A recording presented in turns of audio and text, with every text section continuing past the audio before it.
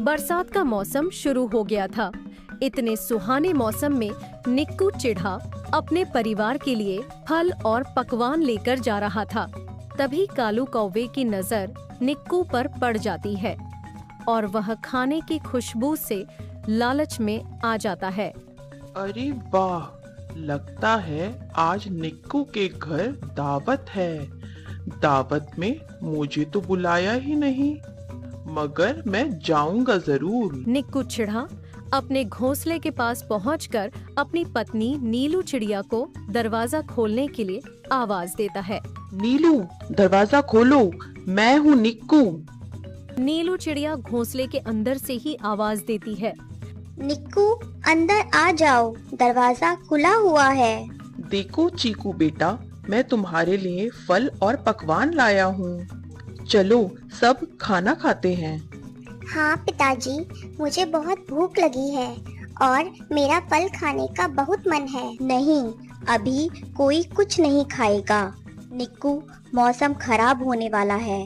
हमें बारिश शुरू होने से पहले घोंसला मजबूत करना होगा। चलो बाहर चलकर और घास ले आएं। वापस आकर सब मिलकर खाना खाएंगे। निक्कू चिढ़ा और नीलू चिड़िया अपने घोंसले से घास लेने के लिए उड़ जाते हैं। कालू कौवा बहुत देर से उनके घोंसले पर नजर गड़ाए बैठा था। जैसे ही वह नीलू और निक्कू को घोंसले से बाहर जाते देखता है, वह तुरंत ही नीलू और निक्कू के घोंसले में घुस जाता है। घोंसले में घुसते ही कालू कौवे की नजर सोते हुए चीकू पर पड़ती है। चीकू को सोता हुआ देखकर कालू कौवा बहुत खुश हो जाता है और खाना लेकर उड़ जाता है। चीकू बेटा, तुमने चुपके से सब फल खा लिए, यह गलत बात है। हमें दूसरों के बारे में भी सोचना चाहिए। मगर माँ, मैंने तो कुछ भी नहीं खाया, मैं तो सो रहा था। चीकू, तुम आजकल बहुत झूठ बोलने लगे हो। मैं तुम्हारी झूठ बोलने की आदत से बहुत परेशान हो गई हूँ। नीलू, तुम्हें चीकू पर इतना गुस्सा नहीं करना चाहिए था। वह एक बच्चा है, भूख लगी होगी तो फल खा लिए। तुम ठीक बोल रहे हो निक्कू, मुझे हमारे बेटे पर इतना गुस्सा नहीं करना चाहिए था। कल उसका जन्मदिन है, मैं उसके लिए पार्टी रखूंगी, सभी पक्षियों को बुलाऊंगी, इससे चिक्कू खुश हो जाएगा। चीकू बेटा, मैं तुम्हारे जन्मदिन के लिए पड़ोसियों को बुलाने जा रही हूँ। तुम केक का ध्यान रखना। ठीक है माँ, मैं घर पर ही रहूँगा और केक का ध्यान रखूँगा। अरे, मैंने माँ से अपने दोस्त डुग्गू को बुलाने के लिए तो बोला ही नहीं।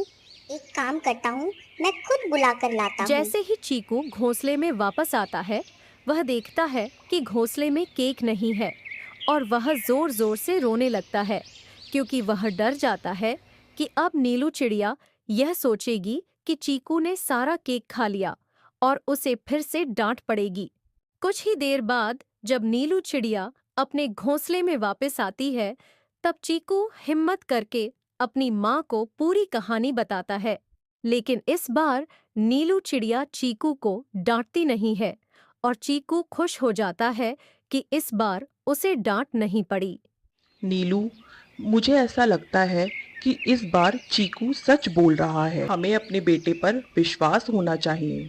निक्कू, सब ठीक हो जाएगा, बस तुम बाजार से समोसे और जमाल गोटा ले आओ। ठीक है, मैं तुम्हारे लिए जमाल गोटा और समोसे ले आता हूँ। नीलू चिड़िया समोसे में जमाल गोटा मिलाकर घोंसले में रख देती है और अपने पूरे परिवार को लेकर दाना लेने के बहाने बाहर चली जाती है। गर्मा गर्म समोसे की खुशबू से कौवा समोसे चोरी करने के लिए नीलू और निक्कू के घोंसले में घुस जाता है और समोसे लेकर उड़ जाता है।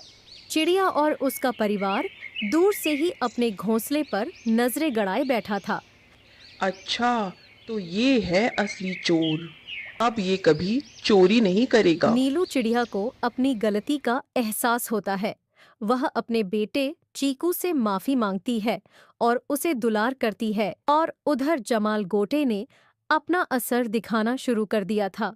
कालू कौवे का पेट के दर्द से बुरा हाल हो जाता है। हे भगवान, सुबह से दस्त लगे हैं। अब किसी के घर चोरी नहीं करूंगा।